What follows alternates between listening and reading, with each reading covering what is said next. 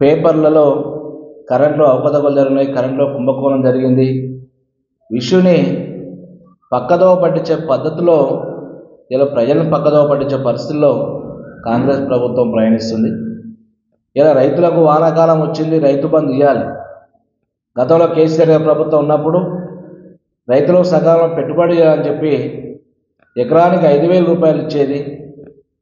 రెండో విడత ప్రభుత్వం రాగానే ఎకరాకు 10,000 చొప్పున 2 విడతలకు ఇచ్చే కార్యక్రమం దాదాపు 7,500 కోట్ల రూపాయలని మరి బడ్జెట్ పెట్టి ఈరోజు రైతులకు రైతు రాజుగా ఉండాలి, బతకాలనే ఆలోచనతోటి ఎంత పెద్ద కార్యక్రమాన్ని తీసుకొచ్చి 20 గంటల కరెంట్ ఇచ్చి మార్కెట్ పెట్టి మార్కెట్లో కొనుగోలు ధాన్యానికి కొనుగోలు చేస్తే వెంటనే డబ్బులు అలా నేరుగా ఖాతాలకు వచ్చే పద్ధతిలో వ్యవసాయ రంగానికి అంత పెద్ద పీటేసిన ఘనత ఈరోజు భారతదేశంలో అంటే కేసీఆర్ గారి ప్రభుత్వం.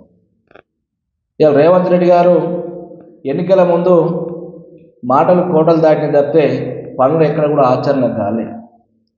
నేను డిసెంబర్ 7వ తారీఖు ప్రమాణం చేస్తే 9వ తారీఖు నాడు మీకు 10,000 కేసీఆర్ ఇచ్చే రైతు బంధు వద్దు, నేను 15,000 ఇస్తాను చెప్పింది. కానీ ఇలా 10,000 దిక్కు లేదు. రుణమాఫీ నేను వెంటనే చేస్తా, ప్రభుత్వం రాగానే వెంబడి 9వ తారీఖున సంతకం పెడతా, రైతులకు రుణమాఫీ చేస్తాడు. ఇలా రుణమాఫీ అతి లేదు, నాకు గతి లేదు. కేసీఆర్ గారు ప్రభుత్వం ఉండగానే రుణమాఫీ కొద్దిగా ఆలస్యమైనా కూడా రుణమాఫీ 99,000 రూపాయల దాకా పై ఉన్న డబ్బులని కూడా బ్యాంకులలో మాఫీ చేయడం జరిగింది. దాదాపు 70% రైతులకు మాఫీ చేయడం జరిగింది. ఉన్న 30%కు ఇవాళ మంత్రులతోటి అధికారులతోటి వివిధ మెయిన్ పత్రికలు శీర్షికలు రాపించి ఆగస్టులోకి ఇస్తా అని చెప్పి అనేక సందర్భాలు శీర్షికలు రాస్తూ తప్పితే పని ఆచరణలో మాత్రం జరగడం లేదు. ఇలా మాకు అందరికీ కూడా రైతులు అనుమానం రేకెత్తిస్తున్నాయి. ఇలా రుణమాఫీ ఉన్న 30%లో కూడా పూర్తిసారి ఎలాంటి కండిషన్ లేకుండా ఇచ్చే పరిస్థితి కనబడతలేదు. 5 ఎకరాల లోపులకు ఇద్దామన్న ఆలోచన పడి కనిపిస్తుంది. అందులో ఐటీ కట్టిన వాళ్ళకి ఏనని చెప్పి, ఐటీ అంటే మామూలుగా బ్యాంకులో 10 లక్షలు లోన్ తెచ్చుకుందామని పోయినా కూడా ఐటీ ఉంటే బ్యాంకు వాళ్ళు లోన్ ఇచ్చే పరిస్థితి ఉంది. అంటే 2 ఎకరాలు 3 ఎకరాల రైతు కూడా ఐటీ కడుతుండే, ఎకరం ఉన్న రైతు కూడా ఐటీ కడుతుండే. అలాంటి వాళ్ళకి ఇవ్వనని చెప్పి చిన్న చిన్న ఉద్యోగస్తులు ఉన్నారు, హోంగార్డులు కావచ్చు, అంగన్వాడీ టీచర్లు కావచ్చు, ఆశా వర్కర్లు కావచ్చు, అవుట్సోర్సింగ్ చేసే ఉద్యోగస్తులు కూడా ఎకరం 2 ఎకరాల వాళ్ళకు కూడా మరి వాళ్ళకు కూడా ఇలా ఆంక్షలు పెట్టి రుణమాఫీ ఇచ్చే పరిస్థితి లేదు, రైతు బంధు ఇచ్చే పరిస్థితి లేదు. అంటే ఈ ప్రభుత్వం చెప్పిన మాటలని దాటవేసే పద్ధతిలో, కాలం వెళ్ళబుచ్చే పద్ధతిలో కొంతమేరకు ఎలక్షన్లకు కూడా వచ్చారు. ఎటు తప్పించుకోలేక ఆగస్టు వేస్తారని చెప్పి ఇలా భారతదేశంలో ఏ ముఖ్యమంత్రి కానీ ఏ నాయకుడు దేవుళ్ళ మీద ప్రమాణం చేయలేదు. ప్రజలను మోసం చేస్తుండొచ్చు కానీ లాస్ట్ దేవుని కూడా మోసం చేయాలన్న పరిస్థితిలో ఇలా రేవంత్ రెడ్డి గారు శ్రీకారం చుట్టి ఇలా యాదగిరి లక్ష్మీనరసింహ స్వామి మీద ప్రమాణం చేసిండు, జోగులాంబ మీద ప్రమాణం చేసిండు, వేములకొండ లక్ష్మీనరసింహ స్వామి మీద ప్రమాణం చేసిండు. ఎక్కడ ప్రచారం వెళ్తే అక్కడ మరి దాదాపు 7 ప్లేస్లలో ప్రమాణాలు చేసిండు. కానీ అలా ఇప్పటికీ మరి ఇచ్చే పరిస్థితి ఇంకా 45 రోజులు అయితే మరి ఆగస్టు వస్తుంది.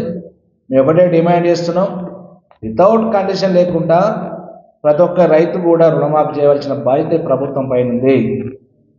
దాంతోపాటు బ్యాంకులలో కూడా గతంలో 1,00,000 రూపాయలకే మార్గేజ్ క్రాప్ లోన్ ఉండేది. ఇవాళ ఈ ప్రభుత్వం 2 లక్షలు కూడా బ్యాంకులలో తెచ్చుకోమని చెప్పారు. మీరు బ్యాంకర్స్తో కూడా మీటింగ్లు ఏర్పాటు చేసి ప్రతి రైతు కూడా 2 లక్షల రూపాయలు రుణం ఇచ్చే విధంగా ఏర్పాటు చేయవలసిన బాధ్యత కూడా ఈ ప్రభుత్వం పైన ఉంది. ఎన్ని ఎకరాలు ఉంటే అందరూ కూడా ఎలాంటి వ్యత్యాసం లేకుండా, రాజకీయ కోణం తెలియకుండా, కులాల మతాలకు అతీతంగా ఇవాళ రైతు అంటే రైతులాగా అని చెప్పి ప్రతి ఎకరా కూడా 10,000 ఇస్తే మేము 15,000 ఇస్తామని చెప్పి గొప్పలు చెప్పిన ఈ ప్రభుత్వం ఇలా ఇవన్నీ మాటలకే పరిమితమై పేపర్ల మీద పెద్ద పెద్ద మెయిన్ పత్రికలలో మరి రేపిస్తాం మాపిస్తాం అని చెప్పి జంబ్లింగ్ సిస్టమ్ చేసుకుంటా చేసే పరిస్థితి అయితే కనబడుతుంది. ఇది మంచి పద్ధతి కాదు. మీరు అన్న మాట ప్రకారం మీరు ఇచ్చిన మేనిఫెస్టో అవుతుందో 6 సూత్రాలు 6 పథకాలని అందులో భాగంగా ఇది రైతులని ఆదుకోవాల్సిన బాధ్యత ప్రభుత్వం పైన ఉన్నది. మీ మాటలు నమ్మి ప్రజలు మోసపోయి మీ ఓటేస్తే ఇలా రైతుల కన్నులో కారం తెలియ పరిస్థితుంది. రైతులు ఆత్మహత్యలు చేసుకుంటారు, రైతులు ఏడ్చుతారు. ఈ ప్రభుత్వానికి ఓటేస్తే మోసం జరిగింది, కరెంటు లేదు, కేసీఆర్ ప్రభుత్వం ఉన్నప్పుడు మేము సంతోషంగా బతికినాం, జీవనం గడిచినాం. మా పిల్లల పెళ్లిళ్ళు కానీ చదువులు కానీ మంచి మంచి ఇల్లు కట్టుకోవడానికి తోడ్పాటు ఏర్పడింది ప్రభుత్వం అనే పద్ధతిలో ఇలా కేసీఆర్ గారు ఏ గ్రామానికి వెళ్ళినా తలుచుకునే పద్ధతి ఉంది. ఇలా పెన్షన్లు డిసెంబర్ నుంచి పెన్షన్ పెంచుతున్నాడు. కేసీఆర్ 200 రూపాయల పెన్షన్ 2016 చేస్తే ఈ ప్రభుత్వం మరి 4016 ఇస్తానని చెప్పిన ప్రభుత్వం ఇలా 2000 దిక్కులేదు. నెలలు దాటిపోతున్నాయి, రోజులు గడిచిపోతున్నాయి, మధ్యాహ్నం నెలలు మింగేస్తుంటారు. ఎలక్షన్ వస్తున్నాయి కానీ చెప్పి మళ్ళీ ఆ నెల వేస్తారు. ఇలా డేట్ కూడా చేంజ్ అవుతుందంటే మళ్ళీ ఒక నెలని మింగేయాలనే ప్రయత్నంలో ఇలా వయసు మీద పడ్డ తల్లులు కానీ ఒంటరిగా ఉన్న మహిళలు స్త్రీలు కానీ అలాంటి వాళ్ళ దగ్గర నోటి కడుపుకొని కూడా కాల రాసే పరిస్థితిలో ఇలా ఈ ప్రభుత్వం ఉన్నది. ఇలా చిన్న చిన్న చితకా ఉద్యోగస్తులు ఉంటే వాళ్ళకు నెలనాడు జీతం ఇచ్చే పరిస్థితుల్లో ఈ ప్రభుత్వం లేదు. అంగన్వాడీ టీచర్లు కానీ ఆశావర్కులు జీతాలు సక్రమంగా ఇచ్చే పరిస్థితి లేదు. అవుట్సోర్సింగ్ ఉద్యోగస్తులు జీతాలు ఇచ్చే పరిస్థితి లేదు. ఇంత దుర్భరమైన పరిస్థితిలో ఈ ప్రభుత్వం ఉందంటే మనందరం కూడా ప్రజల పక్షాన ఖచ్చితంగా బీఆర్ఎస్ పార్టీ కేసీఆర్ నాయకత్వంలో ప్రజల పక్షాన నిలబడతాం. మీరైతే మాటలు చెప్పారో ఆ మాటలు గారని గుణపాఠం చెప్పే పద్ధతిలో ఖచ్చితంగా చేస్తాం. ఖచ్చితంగా రేపు జరగబోయే స్థానిక ఎలక్షన్ ఏ ముఖం పెట్టుకుని వస్తారో మీరు ఇచ్చిన మాటలకి గ్రామాల ఊరికో మాటలు చెప్పారు. ఏమైనా మీ ప్రభుత్వం చేస్తున్న పని ఏంటి అంటే కక్ష సాధన చర్యలు.